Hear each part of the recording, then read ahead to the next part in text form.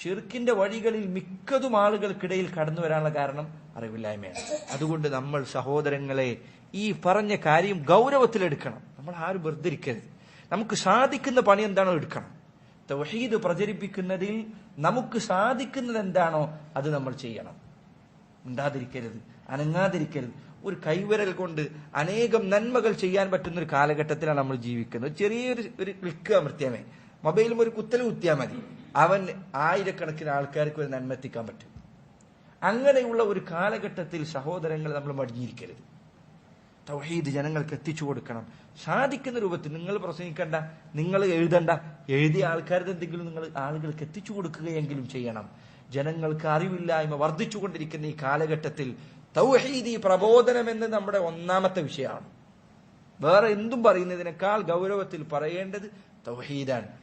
ഉമർ ഇബ്നുൽ Khattab റളിയല്ലാഹു അൻഹു പറഞ്ഞില്ലേ, ഇന്നമാ തുൻഖദു ഉറൽ ഇസ്ലാമി ഉർവതൻ ഉർവതൻ ഇദാ നശഅ ഫിൽ ഇസ്ലാമി മൻ ലാ യഅരിഫുൽ ജാഹിലിയ്യ.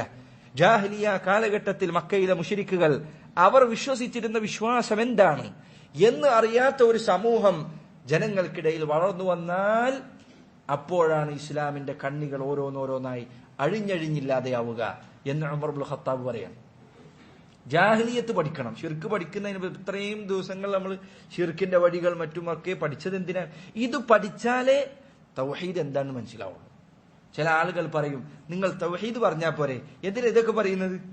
ആളുകൾ തെറ്റിതിരുത്തണ്ടല്ലോ, നന്മ അങ്ങ് പറഞ്ഞാൽ തിന്മ ഇല്ലാതെയായിക്കൊള്ളും എന്ന് പറയുന്ന ആളുകളെ കാണാം. പലപ്പോഴും ജമാഅത്തിന്റെ പേര് പറഞ്ഞ് ഇറങ്ങുന്ന ആളുകളിൽ പലരിലും ഇത് കാണാം. തബ്ലീഗ് ജമാഅത്തിന്റെ ആളുകൾ പലപ്പോഴും പറയുന്ന കാര്യങ്ങളൊന്നെന്താ?